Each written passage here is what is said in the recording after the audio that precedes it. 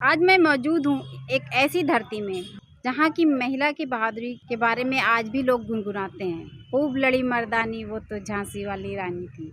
जी हाँ, मैं आज झांसी में हूँ और झांसी के दीनदयाल उपाध्याय सभागार में मौजूद हूँ। यहाँ पे बसंत मेला एक्शन एड संस्था की तरफ से लगाया गया है, जिसमें लगभग 2000 महिलाओं ने भाग लिया है। इन महिलाओं को एक्शन एड ने अलग अलग तरह का रोज़गार करने का मौका दिया है, उनको ट्रेनिंग दी है और फिर आज वो महिलाएं अच्छे से काम कर पा रही हैं। उन महिलाओं का से जब बात की तो किसी ने कहा कि वो बकरी पालन करती हैं, किसी ने कहा कि वो मुर्गी पालन करती हैं और किसी महिला ने बताया कि वो खाद मसाले इस तरह की चीज़ों का उत्पाद करती हैं, जिससे उनमें आत्मनिर्भरता आई है और उनकी आर्थिक स्थिति भी ठीक हुई है। साथ ही साथ जो उद्देश्य है एक्शन एड संस्था का कि गांव के लोग पलायन ना करें, दूर ना जाएं और घर में ही रहकर, गांव में ही रहकर उनको रोज़गार मिले। उन पलायन करने की वजह से उनके बच्चों की पढ़ाई शिक्षा रुक जाती है, तो उन बच्चों की शिक्षा आगे हमेशा चलती रहे, शिक्षा ख़राब ना हो। इस वजह से उन महिलाओं को उन्होंने गांव में ही रोज़गार दिया, जिससे आज लगभग 2000 महिलाएं उनके साथ जुड़ी हुई हैं और ये काम उनका 3 ज़िलों में चल रहा है, झांसी, ललितपुर और महोबा में। मैं एक किसान हूँ, एक्शन एड से जुड़ी हुई हूँ। मैं एक किसान हूँ। मैंने ये ब्रह्मास्त्र बनाई थी, तो मैंने अपने खेत में भी छिड़काव किया, फिर इसको अब बाज़ार में भी धीरे धीरे बेचना शुरू करेंगे। ये है ब्रह्मास्त्र कीटनाशक। ये फल छेदक है, कोई कीड़ा भी लगता है, दीमक भी लगता है, इन पे सब पे काम करता है। ये समृद्धि परियोजना वाले सर हैं, उन लोगों ने हम लोगों को सिखाया है, फिर इसके बाद हम लोग खुद घर पे बनाते हैं। हमारे गांव से तो 6, 7, 8 लोग जुड़े हैं धर्मपुरा से। हाँ, इससे क्या है कि पैसे की बचत हुई, फिर इसके बाद हमने वो पैसा बचाया जो बच्चों की पढ़ाई लिखाई में लगाया, तो हमारा घर बढ़ने लगा थोड़ा। तो हमें एहसास भी हुआ कि अब जैसे वो 2000 की पड़ती थी, ये 60-70 रुपये में सब काम हो जाता है। इसमें बहुत बचत है जी सर। लोग खरीद रहे हैं इसे? हाँ जी मैम, हम खुद ही बनाते हैं घर पे, अभी तो खुद का बनाया छिड़काव किया है। किसान मेला में यहाँ आई हूँ, सब्जी पोषण वाटिका से जुड़ी हूँ, सब्जी उगाती हूँ। कितने दिन से उगाने का कर रही हैं? उगा तो रही पहले से, लेकिन यहाँ पोषण वाटिका में जब से जुड़ी हूँ समृद्धि परियोजना से, तब से और ज़्यादा लाभ मिलने लगा। किस तरह से करती हैं आप काम? किस तरह से सब्जी उगाती हैं? सब्जी रासायनिक खाद से और जैविक कीटनाशक दवाई से। इसकी कुछ खास तैयारी होती है जो अभी आप लोग उगा रहे हो? जी मैम, बीज मिला है समृद्धि परियोजना से और सर लोग आते हैं तो खाद बनवाते हैं, रासायनिक दवाई। कैसे बनाते हैं खाद, किस चीज़ की?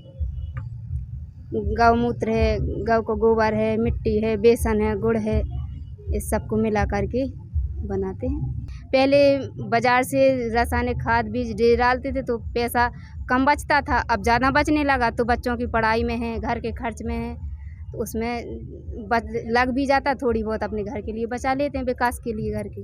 पहले जब साईं ज्योति संस्था चली तो उसमें मैं जुड़ी, तो उन्होंने कहा कि आप बकरी की ट्रेनिंग देने लखनऊ जाओगी, तो मैंने कहा हाँ चले जाएंगे। तो हम लखनऊ ट्रेनिंग दे भी गए, तो वहाँ से हमने पशु सखी की ट्रेनिंग दी। अब है तो थोड़ी बहुत जो गांव की बकरियां हैं तो उनकी हम दवा कर देते हैं, उसमें कि जैसे बीमार बकरी को क्या दवाई देना है, कौन सी बीमारी पे क्या दवाई देना है, बुखार है, दस्त लग रहे, कौन खांसी जुकाम है और PPR रोग है, खुरपका है, तो इनकी सब दवाइयाँ के लाने। तो जो छोटी मोटी दवाई रहती तो हम कर लेते हैं, और जो जैसे ज़्यादा गंभीर स्थिति रहती तो हम डॉक्टर को भी बुला लेते हैं। वो बहुत अच्छा लग रहा है, इनको चराते हैं, बच्चे भी हैं हमारे, वो भी घूमते फिरते रहते हैं, वो भी चराते हैं बच्चे। तो जब से अभी वो 8-9 महीने के हो गए, अभी अंडा देने लगे हैं, तो वो अंडा भी बेचते हैं, कुछ बच्चे भी बेच दिए हमने मुर्गी पालन के, तो उनसे अपना। कितने बच्चों से शुरुआत की थी? हमने 50 बच्चों से। अभी कितने हैं? अभी 8 बच्चे हैं। 8? हाँ 8 बच्चे हैं, कुछ हमने बेच दिए, कुछ मर भी गए हैं। हाँ, तो अभी वो 6 मुर्गी हैं, तो वो भी अंडा दे रही हैं अभी, तो वो अंडा भी बेचते हैं हम। मुर्गी मुर्गा भी, तो वो भी अभी नहीं बेच रहे हैं, लेकिन अब वो तो पालेंगे अब, और यहाँ से मिलेंगे तो और भी लेंगे और भी अपना बढ़ाएंगे हम। वो अंडे से और बच्चों से अपने बच्चों का एडमिशन करा दिया है, तो वो भी पढ़ लिख रहे हैं। पहले नहीं पढ़ रहे थे? पहले भी पढ़ रहे थे, लेकिन इनसे भी कुछ फ़ायदा है अपन को। और एक्सनेट के माध्यम से समृद्धि परियोजना ललितपुर में संचालित है। उसके माध्यम से हम लोग के जो लघु सीमांत किसान हैं उनको वर्मी कंपोस्ट खाद तैयार कराकर उनकी जो मिट्टी की उर्वरा है वो भी बढ़ेगी। साथ ही साथ जो मार्केट से वो DAP यूरिया लाते हैं उसको भी कम होगा, ताकि उनकी जो लागत है वो निरंतर कम हो सके और उत्पादन में वृद्धि हो सके। साथ ही साथ एक जैसे हम कहते हैं कि प्राकृतिक तरीके से लोग जागरूक हो सके, इसके माध्यम से समृद्धि परियोजना एक्सनेट कार्य कर रही है। ये 3 जिलों में काम कर रही है। एक तो हमारा महोबा है, झांसी है और दूसरा ललितपुर में है। और अभी करीब 1000 महिला किसानों के साथ ये लोग वर्मी कंपोस्ट खाद तैयार करा चुके हैं। और हम उत्तर प्रदेश के लगभग 40 ज़िलों में काम करते हैं, जिसमें बुंदेलखंड एक मुख्य क्षेत्र है हमारा, जिसमें हम ललितपुर, महोबा, झांसी ज़िले में ख़ास तौर से काम कर रहे हैं, जिसमें हम छोटे महिला किसानों के साथ काम कर रहे हैं। कब से ये संस्था काम कर रही है? एक्शनेट संस्था देश में तो लगभग 50 साल से काम कर रहे हैं। ये हमारा 50वां साल है। 1972 से काम कर रहे हैं। ये हमारा 50वां साल हम मना भी रहे हैं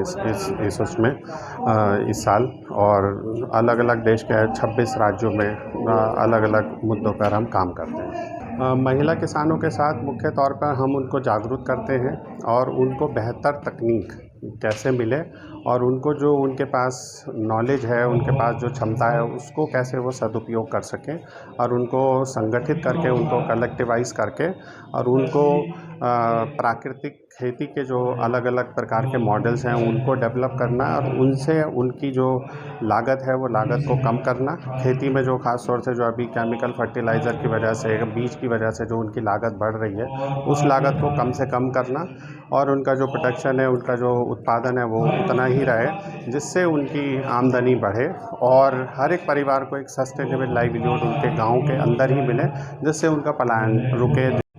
किस तरह से आप आर्थिक और सामाजिक स्थिति? हाँ, आर्थिक स्थिति यही है कि आपकी आमदनी बढ़ेगी। अगर हर परिवार की आमदनी बढ़ेगी, कि आर्थिक स्थिति में कहीं ना कहीं बदलाव आएगा।